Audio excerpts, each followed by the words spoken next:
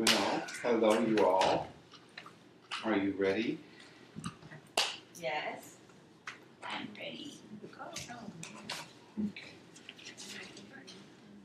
So, did anything come up for you about what we talked about? And how many times did you practice this guided imagery of opening up to the universe? Or meditate? Or clear away the resistance? 5 or more?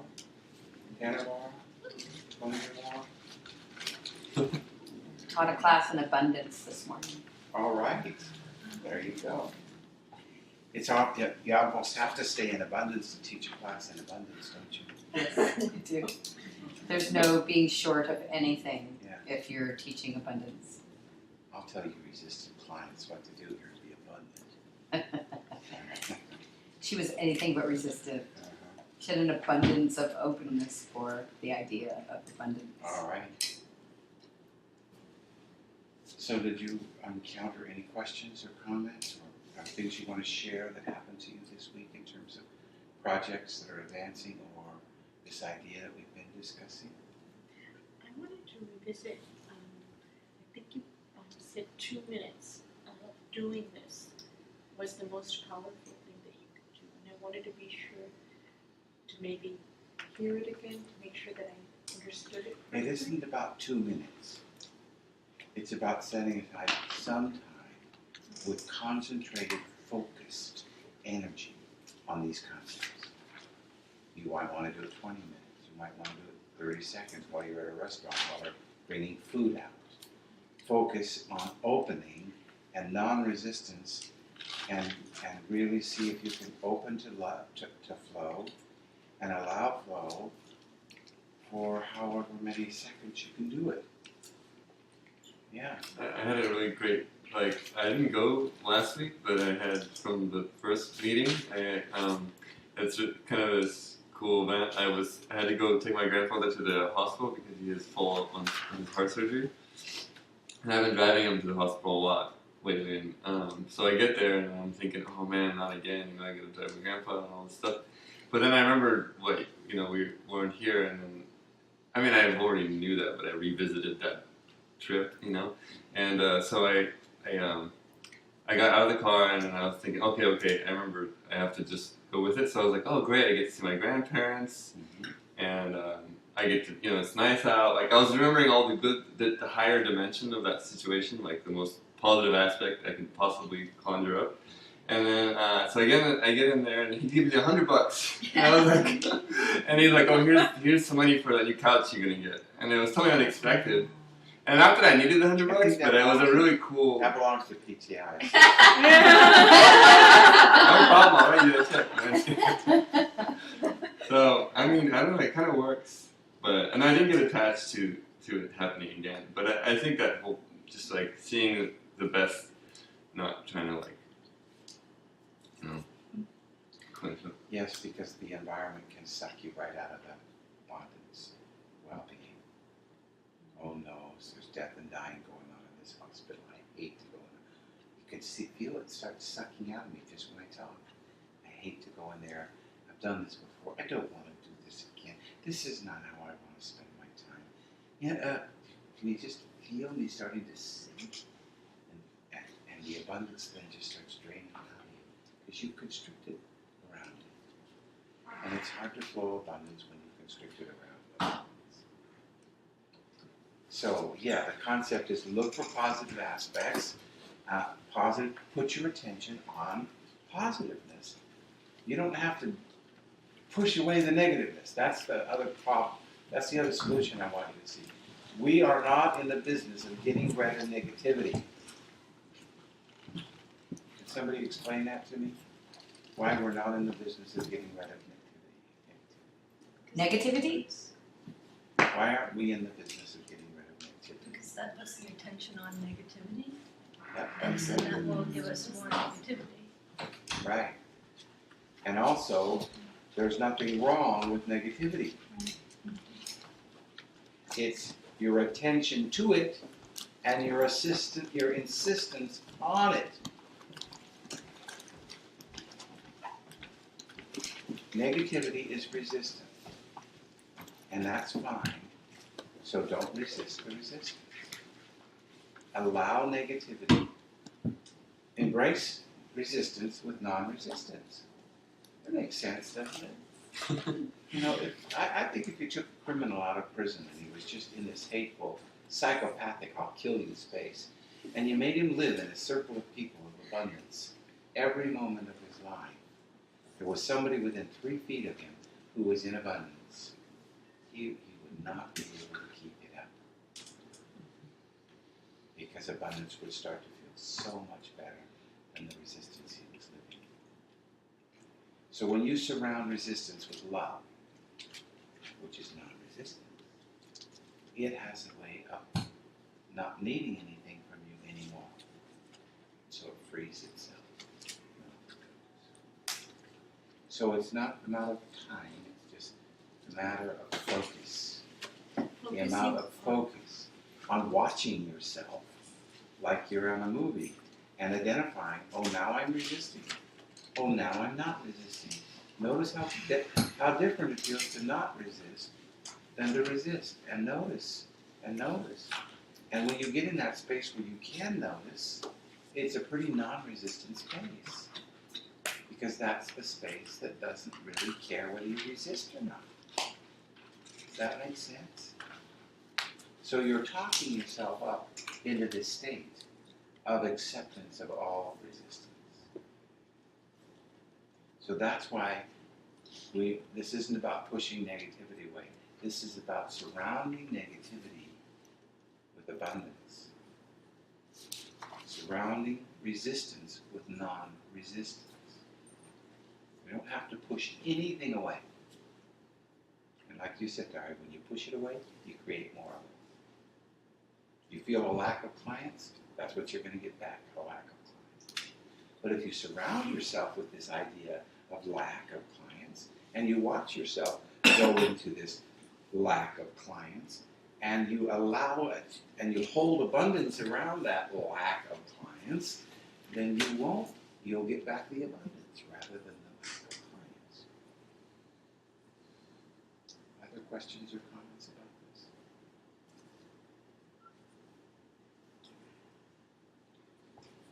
All right then.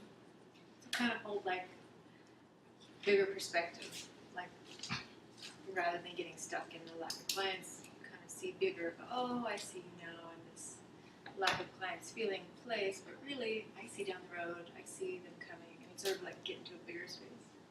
Yes. Holding up a larger perspective. And that ties in with the focus that you last week I thought was really interesting. Giving yourself a time frame, saying, I will have these many clients by this date, and focusing on that and visualizing that. That kind of ties in. That's your focus, And That's as your long as vision. you don't add any resistance to that vision, there's no way it cannot get here. But we are masters at resistance. If I went around this room and asked you each to name the 90 ways you resist abundance, you'd all be able to fulfill that number. That's how good we are at resistance. And so what are we going to do? Instead of fight all those resistances, we're going to not resist them. So that's you guys talked about that, like the goals last meeting. I'm just wondering is how much control you have over that flow. I mean, what if it wants to give you 3, and that's what the flow is about? What wants to give you 3? Well, the flow, whatever is The coming. flow doesn't have a want at all. No, it's the same thing. So if you set a goal, I mean, how much control over that do you have? Just wondering if Theoretically, 100%. Realistically? Realistically, you can't be that There is no non-resistant. realistic in that. You can't be that long. You can't be that much into flow for that long of a time. But you can create whatever you want for yourself, not from others. You can't manipulate others this way. You can't get people to like you. You can't get people to give you money. You can't control others. There's no law of assertion in this universe. Nobody can assert anything into you that you don't want them to.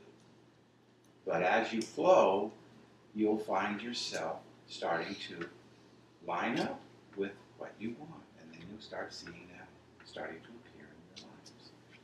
And it's very hard. Here's the concept. Believing in that is really hard. Understanding that, pretty easy. Believing in that, try to believe in that and see how many resistances come up. Hokey, third age, nonsense, secret law, but law of secret, what bullshit. You're going to add all the resistance you need to not get what you want. I'm not saying this is a way of getting yourself what you want. I'm saying this is a way of attracting abundance back to you. You have to let the universe choreograph some of this. And it may not come back to you the way you want it. You see it. You have to be open to receiving whatever comes back. Well, that isn't what I believe. No, I didn't want it. Push that away. You have to open to abundance and let the universe respond to it. It'll probably come in the form that you focus on. If you focus on clients, it'll probably come back in the form of clients. If you focus on money, it'll probably come back in the form of money. Did that get to your question at all? Mm-hmm.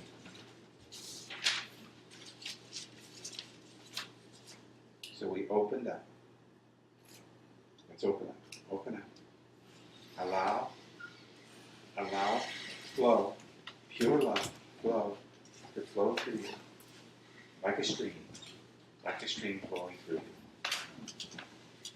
There are rocks in this stream called resistance. So what are you going to do with the rocks?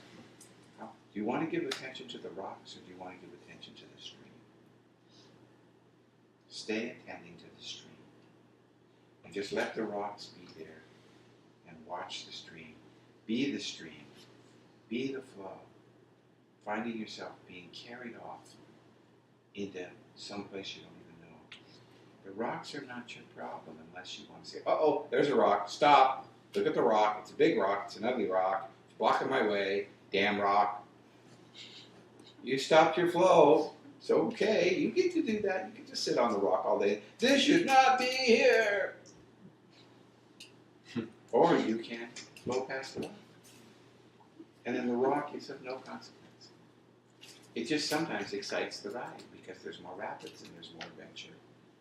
You live in a world of rapids.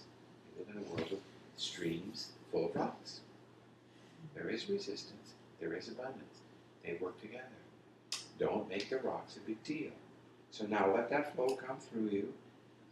Forget the rocks. Open up this wide path. And say to yourself, I'm available. I'm available to receive what comes back to me. I'm available to love you unconditionally, and I'm available to receive back from you unconditionally. So step 1 is to open. Step 2 is to offer. Step 2 is, I offer you this abundance. Here it is. What can I do for you? Karnak, what can I do to help you become abundant? This is good. So that's where you get to the point where you want to help other people become abundant. Because now you're demonstrating abundance. And the universe is picking up your vibration of abundance. So one of the assignments this week is I want you to email at least 1 or 2 people in this group and offer and say, what can I do for you? What can I do for you to help you become abundant? Now you don't have to do what they ask. You just have to offer. Well, I want you to come over and move my couch. Well, I appreciate that offer. I'm going to say no to it. But my offer is still open. My offer, I don't have to follow through with anything but the offer. Offer is enough. Do you get that? So, open, offer. Open, offer. Now the next step is to stay open. We talked about that. How do you stay open now that you're open, you're offering, and you're opening? Staying open is about not letting yourself start to close back up again. You just opened yourself up, you just offered abundance, and then you're going to start closing up and saying, well, that was stupid. Well, I didn't do what they said. Well, I couldn't do what they did. You close yourself down again. You got to start all over again. You got to go back to the abundance and the opening and the offer, the unconditional offer, without the need to provide anybody anything in return. Does that make sense to you? Whatever they give you back is their gift. Well, you asked me what you could do with it. To move my couch, I told you. Now you're not going to do it. Ah, thank you for the gift. Why was that a gift? I'm confused. Okay. It's the couch thing. I offered, what can I offer you? I offer you abundance. I offer you my help, How can I offer? how can I How can I be a part of your abundance? be a part of your abundance? Move my couch. Okay, so there's results like, okay, I'm not gonna move this couch, but I still need to offer? That's right. I'm good at either, actually. Okay, let's keep it up. All right. Is that something that, so there's So other, somebody asked me what can I offer you to help you with How your can I be of service in your abundant life?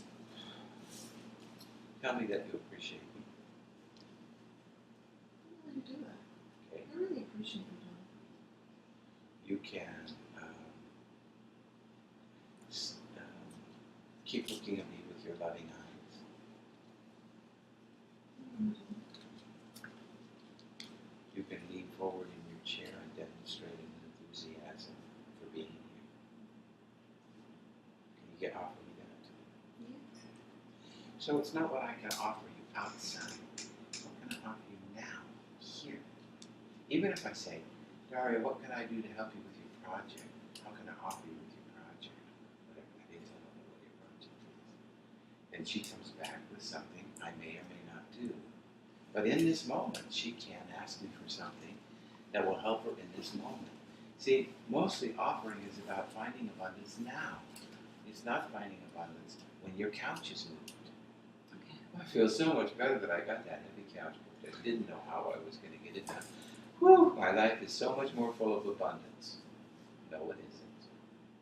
It's full of relief, but it's not full of abundance. Appreciation and gratitude and love and exchanging that with people, that's abundance. So abundance happens now. so what if it was something that she was capable of doing, like maybe something lighter? Is it Yeah, why something don't she you come can't on do? over Or? tonight and work on this project, this brochure with me tonight. Mm-hmm. I'd like your creativity ideas about that. That would work then. What could you say? It depends on like if you're It available. does. You've got to take care of yourself and not say you're available to something you're not saying available to, because you've just lost your money. But what happened to me there is I am such a pleaser. So he asks me something that I can't do, and I get hooked. And in that's my resistance or my, oh God, I can't. So I won't do that, Dimitri. Is there anything else I can offer you? Well, you could brush my teeth for me. That doesn't feel comfortable. Is there anything else I can offer you? You stay in the offering position. That's your Because job. you're open. And that's the flow rather than, That's oh my your God, I can't do it. It's not to make a connection and get something done. It's a state of being. Always open and always offering unconditional. Now that's sending love outward when you're doing that. We're not talking about it coming back yet. It's all pre-steps to get. You're really already in abundance when you can feel that flow. You're in that abundance when you can offer that flow to other people. You're in that abundance when you can resist the closing up of yourself. So you start out in abundance all along. But we're going to get to a place where abundance comes back. Right now, we're just sending abundance out. Got it? More questions? I want you each to just approach somebody in this room, each of you, and say, right now, what can I offer you in the form of abundance? And just decide whether you want to do it or not and move on. Everybody get up. Walk towards somebody and take turns saying, what can I offer you? What can I offer you abundance in this moment? How can I offer you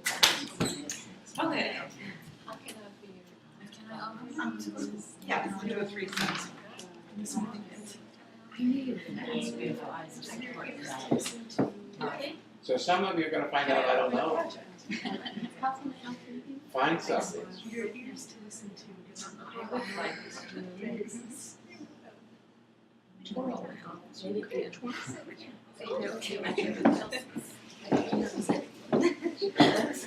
Thank you. Notice what it feels like to offer. Notice what it feels like to receive the offer. Okay, sit down. I want you to tell me, what about that experience you like as the offerer? And what about that was uncomfortable or felt resistant or scary to you? People tell me. I think it was, for me, it was easier to offer than to think of something to invite. It's easy. Why do you suppose it's easier to offer? Because I don't know. I don't know. If there isn't a right answer, what is it? It's resistance. What offer is resistant? When you cannot offer, or when you cannot accept, is that what it was? When it's hard to accept? No, I couldn't. It's not that I couldn't accept it. I couldn't think of something to ask to for? ask for. There's a form of resistance in that because we don't have permission to sometimes even know what we want. Perhaps we're not. We walk around She not was knowing asking what we for want. something. And so when somebody offers us something, we go, oh. When I approached to offer, I read that she needed a hug. And when I asked, what can I offer you in abundance? She said, I need a hug. And I said, I knew that. That was so interesting. I knew that that's what you were going to say. It doesn't matter whether you knew it. And I had never Right. approached. You're probably very psychic, very empathetic, and can pick up people's vibrations very well. What was it like to offer? It was awesome. Yeah. Because I knew what she was going to say, and so I was expecting it. And then I knew she would ask me in return, and then I said something that was probably not very expected. No. And it was fun. Okay. Others, what was it like? What was the experience of offering like? Both opening and closing. Was there anybody who closed had a hard time with offering? Nobody had a hard time with offering? So what else did you get from offering? What other experience? Well, there was like fear of rejection. Okay. Like, here, I want to do something for you. Right. It's like, thanks. Right, because remember this offering is unconditional. So if you let go of what was going to come back, if your offering was unconditional, which means you don't care what comes back, now how would offering It feels kind of like being on a roller coaster. There's kind of an excitement about it. Like, you don't know, you're going up and you just don't know, where you're going to go next. It's like you just strap yourself in and it's like, okay, here you go. I'm offering. And then it goes. Or even a request and not being attached. That fear of rejection maybe is kind of connected to this attachment to the outcome of what would happen. You want your request to come true, but it's possible that it won't, and you might be attached to that outcome. Yes, this is different than a request. I'm sorry? Because a request would be, could you do something to make me abundant? But when you say, can I offer you abundance? Well, that would be a request. I see where you're going. I'm offering you unconditionally an opportunity for me to be fully with you in my abundance. How do you want to use that? I was thinking that perhaps if it was really timely, like if you were really in your flow, then when you ask somebody, they might actually be needing something, and then it would actually work out for everybody. But I mean, when she asked me, I didn't really need anything except for I told her she should just love herself and take care of herself because I really don't need That's anything. right. But I'm thinking that maybe if I did need something and somebody would come to me, I'd be like, wow, I would say it. Right. And sometimes just the offer is what you needed. Right. didn't mean doesn't necessarily have to have any action behind it, To know that but they're just there. knowing that Well, that's what didn't you say it's the offer? It's the unconditional It's the offer, offer. but there's going to be people who cannot receive an unconditional offer. It'll come with obligation and fear, and they won't be able to receive your offer. That's why it's got to be unconditional, because when they don't receive your offer, you are going to stay in abundance, damn it. You're not going to let their response take away the generous offering of your abundance to the world. So nobody can break this but you. You're the only one that can resist your own flow. No one else can do it. So if you see somebody and you think they're breaking your flow, they're not. You are constricting your own flow because you've fallen out of the flow of abundance and love, and you're not offering it to the universe. We're putting conditions. 100% in charge of that. 100. Anybody willing to take that kind of responsibility for the flow?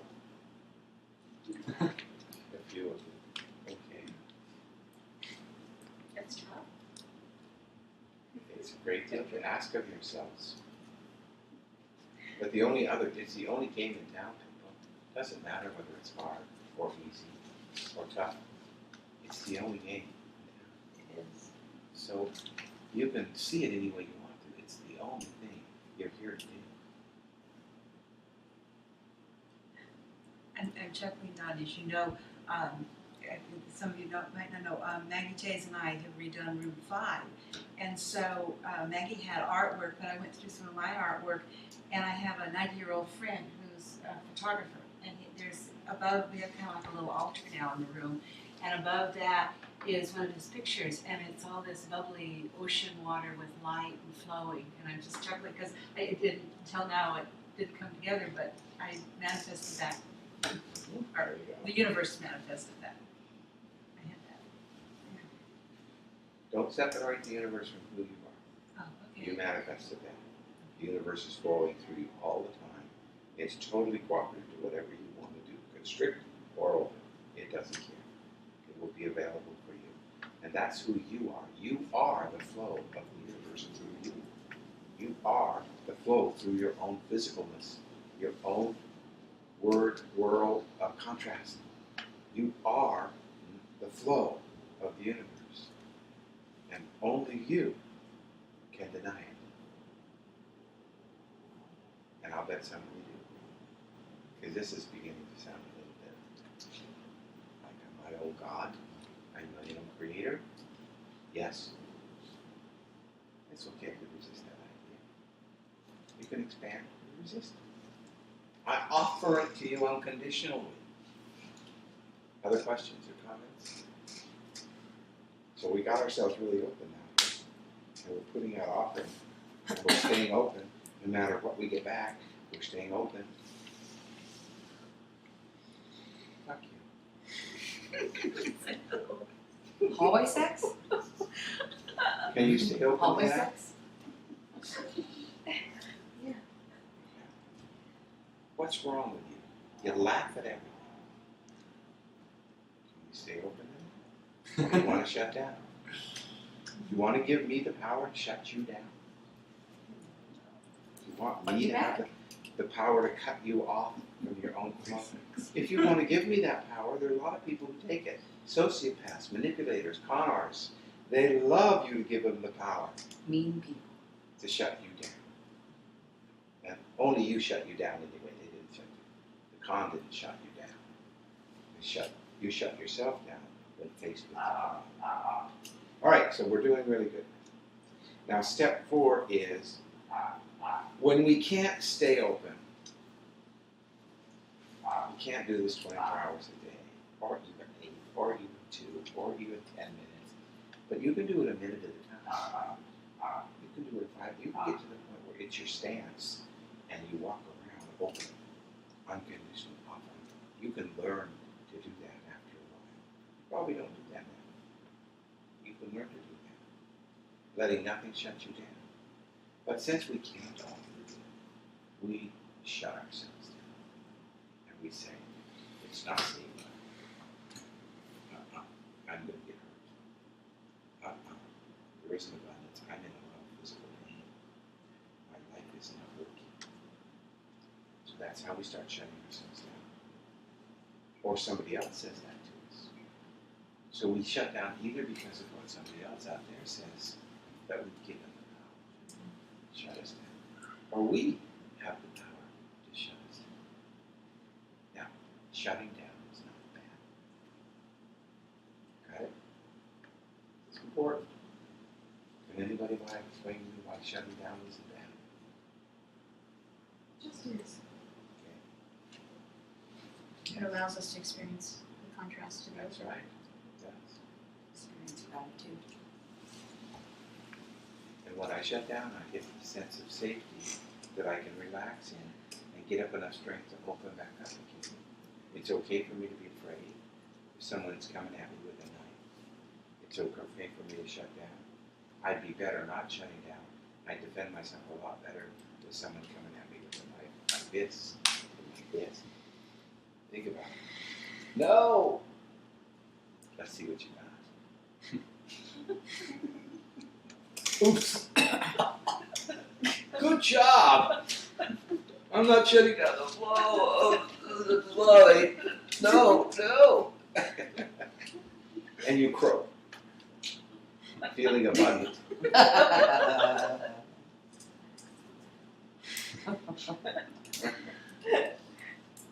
You do laugh. I like that. What? She does laugh a lot. I Yeah. like that. Isn't it irritating? No. Do you see the temptation there? It's so obvious, isn't it, when I'm doing, that when it's so obvious, you get it. And you see how ridiculous it is that I could have an impact, a negative impact on Elaine. And not like I didn't believe she could hold her container, herself open. I believed I could beat her up and hurt her and abuse her and make her close down. I can't. So here we are, now we've shut down. Here's now. Now that we've shut down, we've got to learn how to open back up again. Okay? Because we can't stay open all the time, nor are we supposed to. We shut down for whatever reason. It doesn't care why you shut down. You want to know that you shut down. Does that make sense? It doesn't matter that you shut down. You want to know it. Do you understand? You want to be able to stand here and say, look, I'm shutting down. Look, I'm opening up. Look what the universe is inviting me to do. I wonder whether I want to close to that or open to that. But boys, the internet is down at the office again. Damn it. I spend so much time on that internet. I am sick of it. So that's closing down. So I'm opening up and I went, how could the internet go down again? I mean, look, this is the third time it's gone. Well, this is going to be a new adventure. I wonder how we're going to get it worked out this time. I'm going to call one of those technicians. Could you say that again? That's going to be so fun to try to interpret this accent and figure out what this tech person. Where do you live? Los Angeles. Bullshit. It can be so much fun. And maybe I'm going to have to go buy a new piece of equipment. I like to buy these. We need a new modem. I want to get a better one this time. So you open up to the experience. You don't make it this horrible task. And then everything becomes an adventure when you open up. And everything becomes a disaster when you close down. It's what's draining too. The attitude. Yeah, it You is. get tired fast. Oh, God. You get me somebody else to speak English. You can get really sucked into the negative space. So we're going to learn to open back up now. And so what we have to do is recognize, first we have to recognize that we shut down. We're not going to be feeling this flow of love. And we're not going to be feeling like offering. And we're not going to be feeling open and exhilarated. We're going to feel the other part. We're going to feel constricted. How else are you going to know you shut down? Energy is going to be. Okay, your energy's going to go flat. Things are not going to go the way that you want them to. It'll be hard. Releases or tightness. tightness, Grumpy. Huh? Grumpy. grumpy, fear, Mhm. anger, sadness, disappointment, discouragement. I'm going to put it all in one word so you don't have to remember this. Resistance. Dis-ease. You're going to have an experience of dis-ease. And when you're in abundance, you're going to have an experience of ease. No effort, flow. This internet is just going to get itself so easily. It's going to flow. And then that's how I know I'm open. And I know I'm closed when I feel any thought of discomfort, any feeling of discomfort, any sensation of discomfort in the body. So you have 3 meters for measuring whether you are shut down or open. Do you pay attention to that? We usually do in this field. We get very good at reading ourselves in this field. We know when we get stuck, and we feel, with a client, we feel stuck, or we feel, how uncooperative are they? Why do they have to be so resistant? You can start feeling yourself close down. I'm bored. I don't want to go to that session next week. I'm angry at him. He deliberately doesn't focus in. He's trying to irritate me. How could he be that stupid?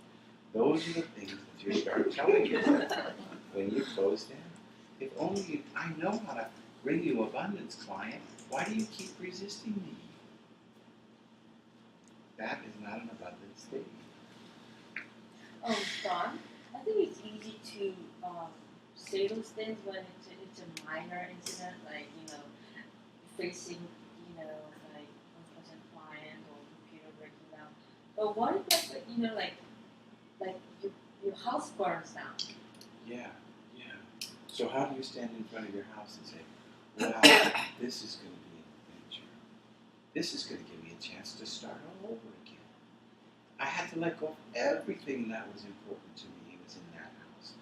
Now what's going to be important? It's going to be interesting to find out. I think maybe what you're talking about is more like an appropriate emotion, like if somebody dies, you're supposed to feel, you can go through this kind of closing or sadness. Right, so you say, I feel really sad right now, isn't that great? I feel really afraid about where I'm going to sleep tonight. Isn't that interesting that I can feel that? You see, the sadness is there, the grief is there, the fear is there, but the abundance is there also. And the abundance is the bowl that holds it all. That's right. So I'm not sad.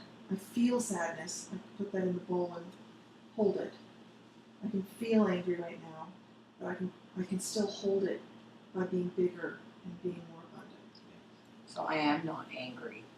Well, I am I'm not experiencing anger. Mhm. I am experiencing angry, but I'm so much more than the anger I'm experiencing. Why not just dive right in, though? I mean, then you can, like, really feel it. I mean, Yeah. 'cause then you'd be like, you're sort of like, okay, you're trying to be like, Dive right in, no problem. I think that's great. Dive right in. Dive right in, but what do I want you to take with you? I want you to watch yourself dive in. I want you to find. I remember being depressed as Carol. I'm depressed, and I'm going to be damn depressed all day. Look out, the whole weekend. And I went around moping and groping and watching TV and sleeping, and I just, and I don't want to cook, and I just let myself be just depressed.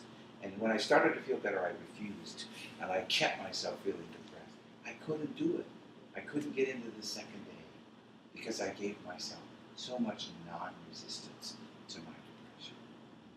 So much non-resistance to the house burning down. You see what I mean? It's like the container is non-resistance.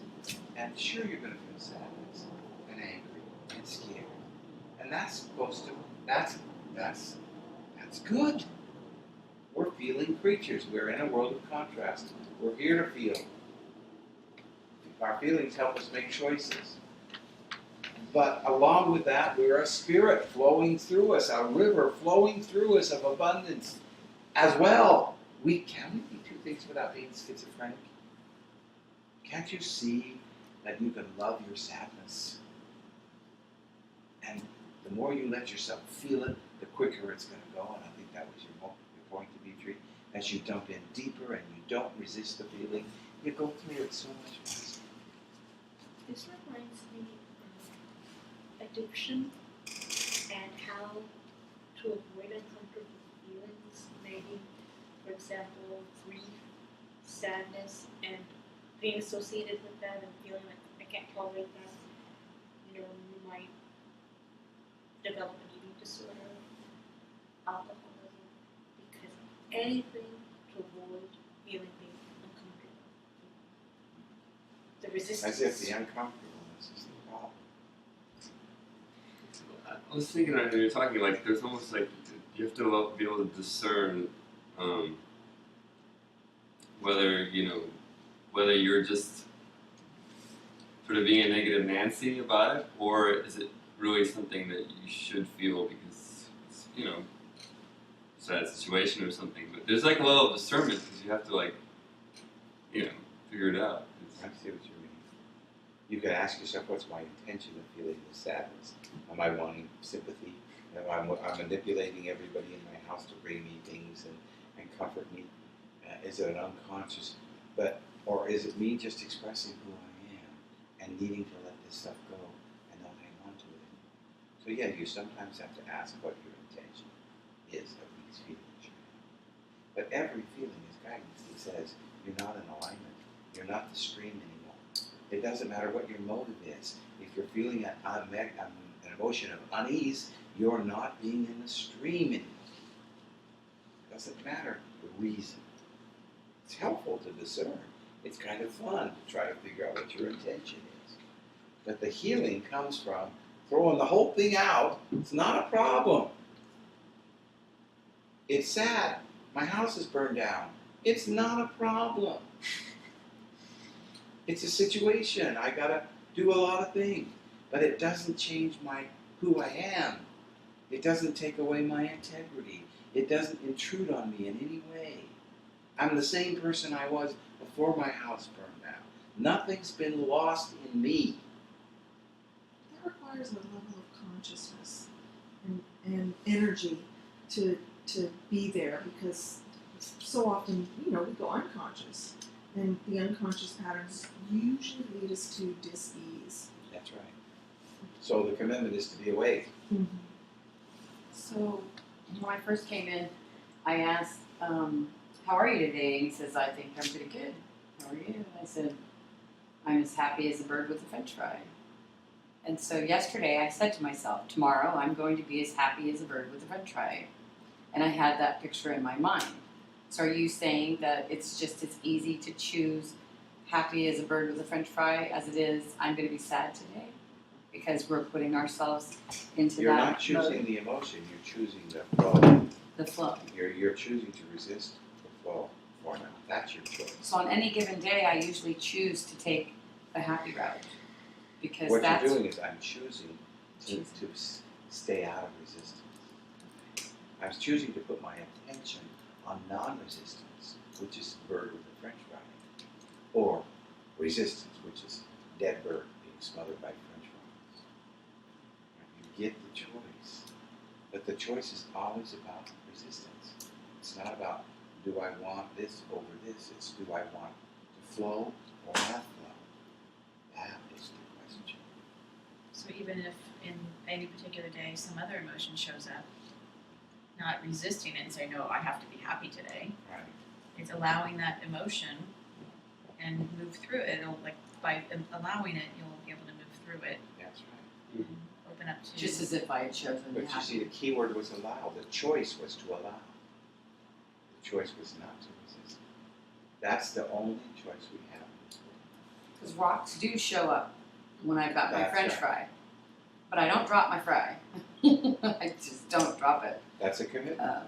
So yeah, I might But get up that on the doesn't rock. mean I get to push anything out of the way I don't like.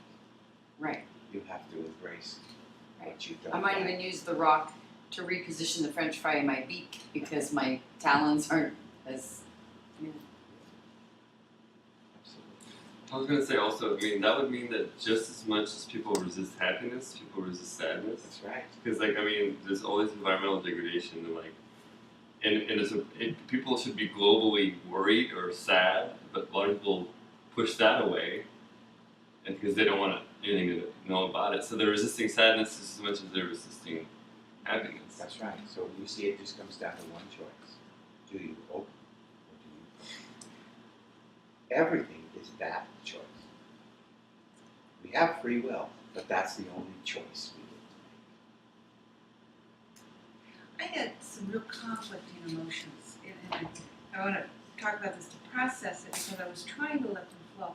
On Thursday, I'm a hospice volunteer, so I've gone to see my patient, and he's been in hospice for a year and a half, and they were talking about him being off of hospice, and he has had Parkinson's disease, and he seemed talkative.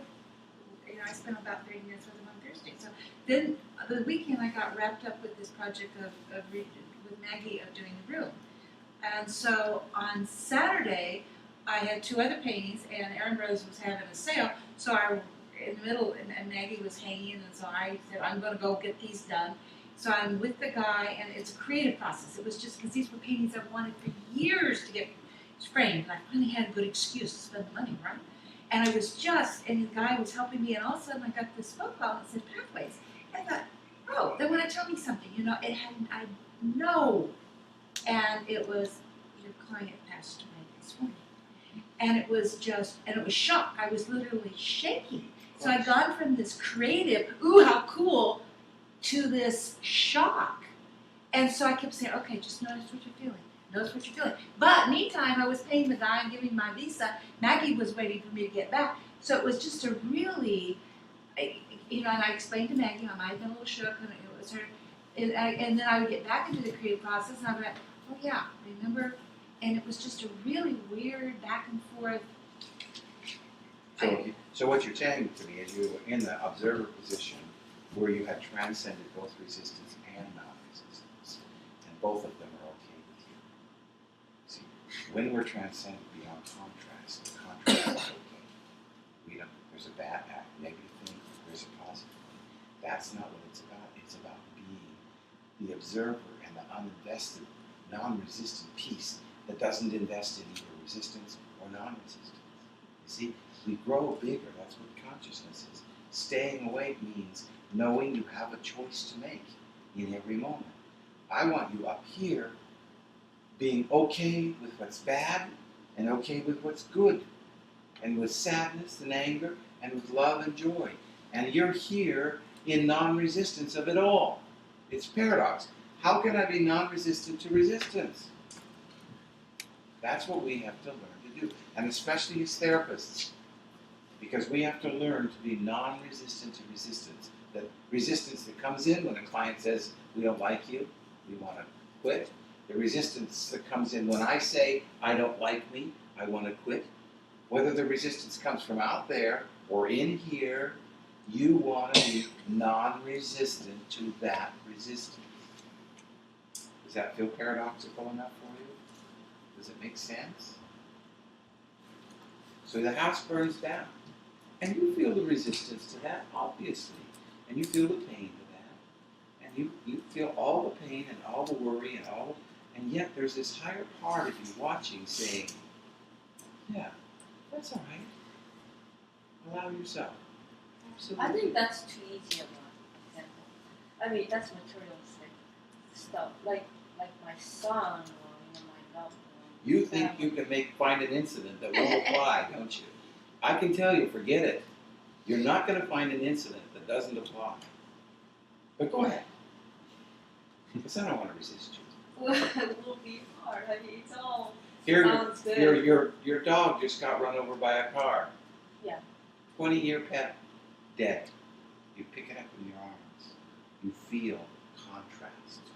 You feel the joy of having had this dog in your life for 20 years. You feel the pain. You feel the anger of the driver. You feel the loss of a close friend. You feel it all. And while you're feeling it all, you're up here saying, I'm not going to resist those feelings. I'm not going to resist those feelings of joy. I'm not going to, they're here and I'm not. So the non-resistance is a bigger place. That's bigger than the contrast of the universe. okay, your daughter gets brutally raped Yes. and massively injured, cut up, Didn't you do a good job? and you want to get this person, Yes. And I will. I'll get that son of a bitch, and I'll plan him, and I'll kill him. and you're And like, that'll be. And I'm saying, yes, absolutely. Kill that son of a bitch. Let's get the gun today. But and then the other part goes, no, we don't want to be that way in the world. And we say, yes, we don't want to be in that world, do we? But I'm going to kill the bastard. Yes, you are. But I don't want. Yes, you don't. And so you are acceptance of all the experiences that you're going through. There's this one part of you that's so big that it doesn't have to be trapped. It's acceptance of the universe. It says, I accept the universe unfolding as it will. Now I'm going to take action. Maybe I'll go get them and kill them. Maybe I will kill myself. Maybe, that's what why. It's another choice. But there's the part of me that's okay with it all.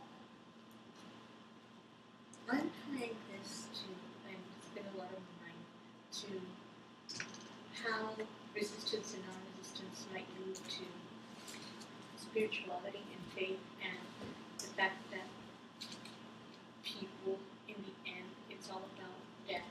And is there life after death? What's the purpose of us being here? Why am I here? Why am I thinking about abundance? And Yes. what's happening? Now step back and say, isn't that great that I'm thinking all these things? Part of me is resisting them. Of thinking course. I want to make Isn't it sense of great all. that you're resisting? I want to make sense of it. I get it. There's a passion to understand. Isn't that great? Now what about the other side of you that really doesn't care? Can that be great too? Can she be here too?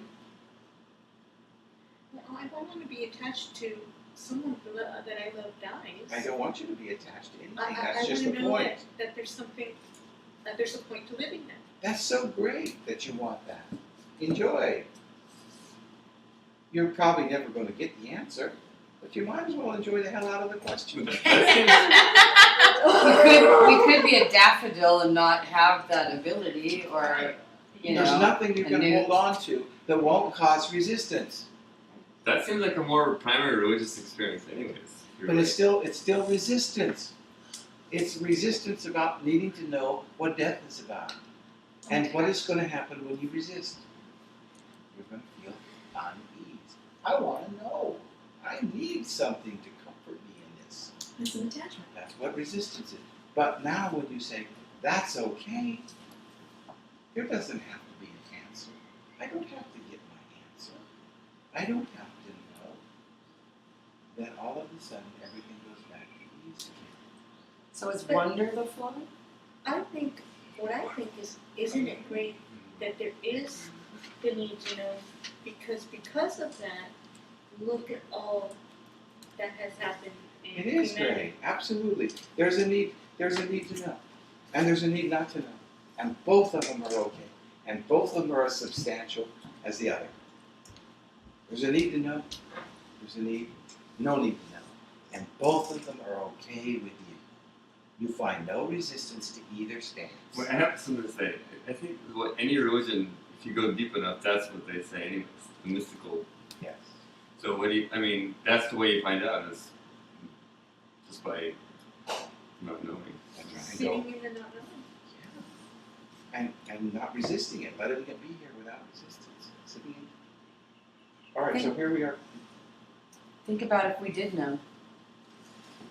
Right, you think about it doesn't matter. But if we did know, look at all that it would change. And so what? So it would be changed. It was Everything okay the would way change. it was. Right. And it's okay the way it is now, but everything's changed. So there's no way of you talking yourself in, no matter how the incident is, there's no way to justify resistance. Got it? No way to justify resistance. To justify your closing down. And you can. It's just fine. Close down. I'm not against you closing down. Close down all you want. It's a choice. But if I had an opinion about that, I'd say, you guys shouldn't be closing down. You should be opening up. No. I think it's great for clients when clients come in and I stay open because it feels really good to me. Well, how do they deal with it? Well, I'm really not too concerned. I just love the feeling of being open and inventive and adventurous and open to everything that happens. Well, what about your client? What about your client? Well, what do they want? I don't know. I'm not invested in that. I'm the best therapist that I can be when I can flow my love to you. Do you understand? And when you can flow your love, your unrestricted, unconditional love to your client, that is the most healing thing you did. I don't care what your enactment is. That's the healing. Okay, let's go on. We're closed, so we first have to recognize that we're closed. Now, we went through some ideas. Does anybody else want to share some other ideas about? No, I don't want you to. So we know that we're closed here, right? We've identified the resistance, and now how do you get past that resistance now? How do you get back open? This is the question we should be spending hours on. But we only have a few minutes. So how do we get back open? Well, I don't know what I would say. Getting bigger than it. What does that mean? Through self-doubt, through re-perceiving, through allowing it all to be. What does that mean? Can you Saying explain that okay. to me? I'm closed, people. Can you explain to me how to get open? You're saying okay. Say okay? Yeah. Okay to my closeness? Yeah. Okay to the world that closed me? That's right. Observe yourself being closed. Step out of yourself and see that, oh, I'm closed. Yeah, I'm closed. So you can get bigger. I don't like it. Accept that. Okay.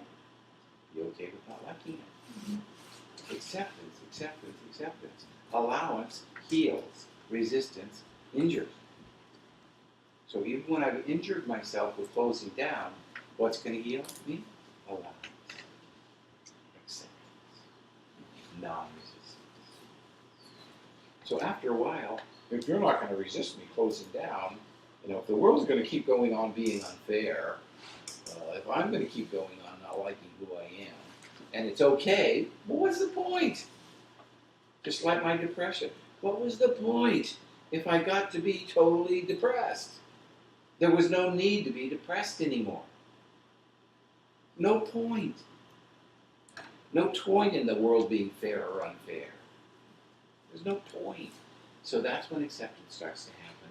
You start feeling like you start opening up now because you're not holding on to it. So you're not holding on to holding, and you're not holding on to what sent you into holding, and you're not beating yourself up for closing, and you start open because you're done with closing. Because you're done. Resistance, non-resistance is done with resistance. And that's what non-resistance does to resistance. It pushes it away. Now you start coming back. And you start thinking, well, I'm a little happier. The world isn't really that bad, guys. I'm going to live past this internet incident. I'll be online. Things are going to start feeling good. And then you start feeling energy as you release your resistance. You'll naturally go back to the flow. This is the nice key. If you're always in flow, you just resisted it. And when you stop it, you'll be back in flow again. You don't have to find flow. It's always here. So that's why we don't have to push anything negative away. We just have to open up to it so it opens up and we get back in flow. Hi, Carol. Another couple of minutes. Would you sit in that brown chair where I can just see you? And will you smile? And will you send me a lot He's of asking how he affection can give you and his appreciation? abundance. Okay, so the next thing we're going to talk about next week is, now that we've opened back up to resistance, how do we receive it? You see, we've been sending it. We've been opening, offering, staying open, warding off the resistance. And finally we get so good at staying open that nothing shuts us down because we know how to open up when resistance gets us. So we're just this open container. And now we have to be ready to accept what the universe offers us back. Unconditionally.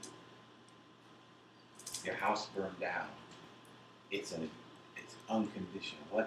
It's a gift for you if you cannot embrace resistance around. You're feeling bad. You're feeling empty. You're feeling scared. Absolutely, you are. So you accept the abundance that comes with everything, and you don't start discriminating. Well, I like that, but I don't like that. Well, I don't think I like that. That doesn't feel good. Oh, I like that. Come on, come on. Because what you're doing is just a moment you're choosing to resist, and the moment you're choosing to not resist. No, you're not going away. Okay. She is. So we're going to talk about this more next week. I've invited Carol to come and speak to you for this last portion of our marketing. And we're going to focus on outside marketing, I think. I'm not sure what Carol will present. But I've invited Carol because she's had a successful practice for 30 years. She's attracted the clients she wants, just the number. Sometimes she doesn't want many, sometimes she wants more. But it tends to happen. Is she magical? Look at her feet, her magical feet. If you could be as magical as Carol, you'd live happily ever after. And so she's going to offer you her experience here and what it's been like for her. And I want you to ask her any questions you can think of. Would you take this chair? Yes. Does anybody want like a drink water or run around? No, they can't have one. Sit down and have some. Wait a minute, I have to answer questions, or can I just? We're do a resisting presentation? abundance right now. Oh, okay. John is resisting abundance. That's right, I am. I'm going to get over here and shut up now. Go ahead. You resisted our abundance too. When I thought about doing this, I remember when we were having, when we were in our master's program, and we were encouraged to, well, I don't know, go around to doctors' offices and invite them to lunch, or talk to the people in the doctor's offices and ask them, get friendly with them and ask them if they could put up the flyers. And, I don't know, just all kinds of bizarre things. One of the people that we knew was still an intern and worked out with the television station that's in back of Los Gatos High School, Channel 3, I guess at the time, to do therapy on TV. I swear. So, I mean, she got a lot of, stuff around it, and people were her clients, but and it kind of, whatever that was doing, all those things for me was selling. I hate selling. I'm no good at it because I can't try to sell you something without wanting you to buy it. I can't do it. So I don't like to sell, so I despaired that I wasn't going to be all extroverty and, telling everybody everything and handing my cards out all the time and blah, blah, blah, blah, because that's not me.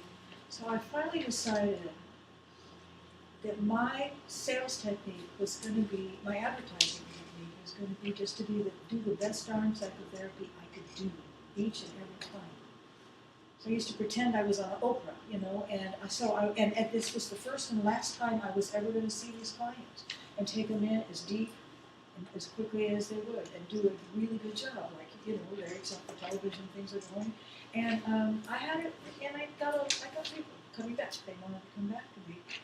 Word of mouth. That's where you get people. If you're not famous, or do something amazing to get your name in the newspaper, word of mouth is where you're going to get most of your people. One extroverted woman can fill your practice. She will tell everybody about you. She's not ashamed, And those of you who are extroverted, you go to parties, you talk to people. You're not uncomfortable saying, well, I'm studying to be a psychotherapist, and when they start telling you their problems, you have no problem. You just say, no, I'm not interested in talking about that now, but here's my card. Lucky you, extroverts, I'm jealous, but I'm not that way. I don't want to do that. I don't even like the parties in the first place. So the rest of us have to figure out a different way. But again, if you can get an extroverted, actually female, I've been saying, because that's been my experience, but male or female, I'm sure, just an extrovert who thinks, even a family member, sister-in-law, if she likes you and likes your practice, she'll pass out your cards and talk you up. It's amazing. The thing that us introverts have to do is to, or non-extroverts anyway, is we have to get out of the house. I'm sorry. There's just gonna be, nobody's gonna knock on the door and say, hi, I'm here to be your client, can I come in? They're not gonna do that. You've gotta get out there and get yourself seen or noticed or talked about or something. There just is. Blogging or being on the internet is one of those ways. But, and introverts can do that pretty well. I suggest that you find something you love to do. It doesn't even have to be doing with psychotherapy, but it has to be where you're out of the house and mingling with other people. Because if you're doing something you like and you're happy, someone eventually is going to say, and so what do you do for a living? And when you're in that spot where you're happy and you're comfortable, it's no big deal to pull out your card and say, oh, and I'm studying to be blah, blah, blah, and this is what I'm doing. And then when they ask you about it, it won't be selling, you'll be celebrating.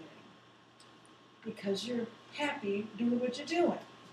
And you're also noticing that you're more than just an intern trying to get clients. You're also doing this other thing that you're doing because you love it.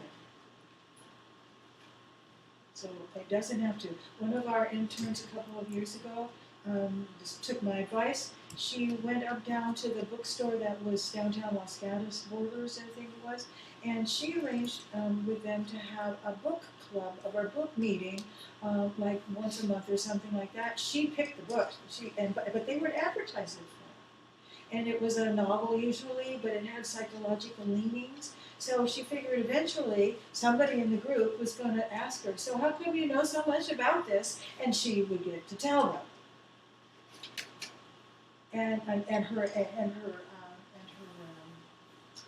Her exuberance and her excitement about what she was saying and about her the field that she was in would be the thing that what she wanted to get across. But she did something. She loved to read, so she did that. I thought it was a great idea, and that's an example. Go do something you love. I write.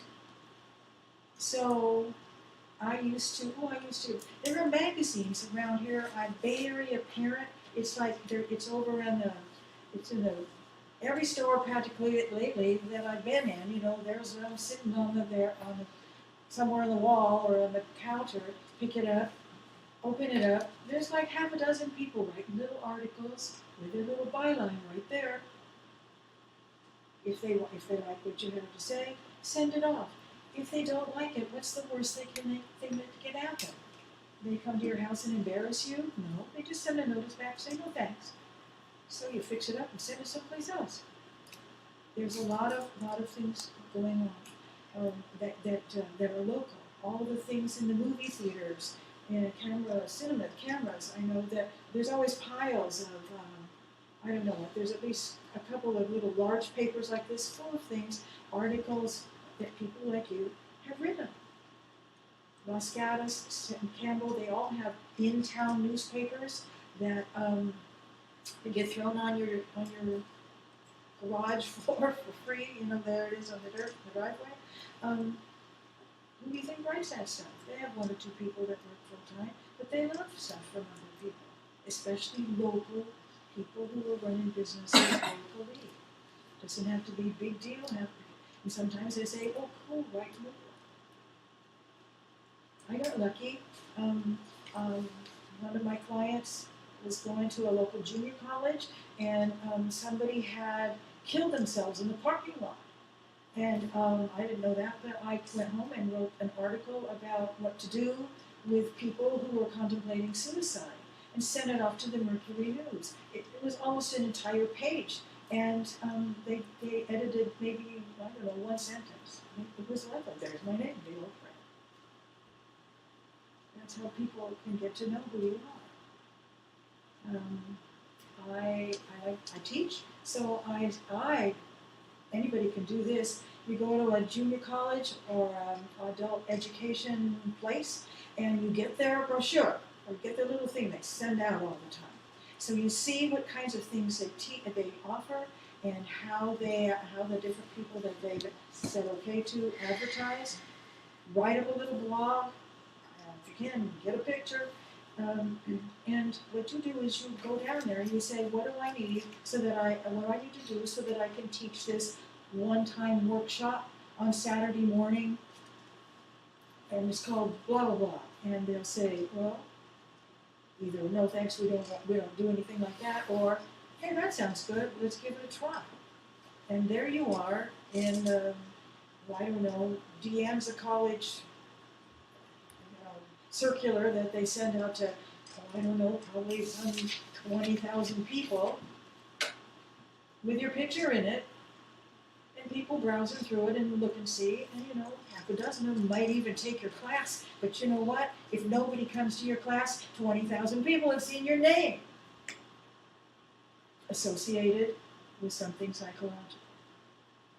That makes sense?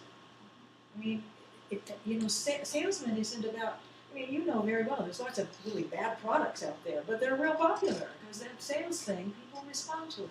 Well, the same with you. You don't have to be an expert. But if you just go and tell the truth and say and do something you love, you're going to be halfway good at it just because you love it. And you're learning about it all the time. So you can do that kind of thing too. You have to get out of the house to do it, but you have to get yourself seen somehow. One woman I remember had a friend apparently on the Mercury News at the time, and they would write in, not the Parade, but whatever the other magazine is on the Sundays that they used to have. And this woman would often take sort of psychological journeys somewhere, but she quoted her friend and put her friend's name in most of the articles. This friend had a large practice because people, if somebody else can write about you, that's even better than if you write it about yourself.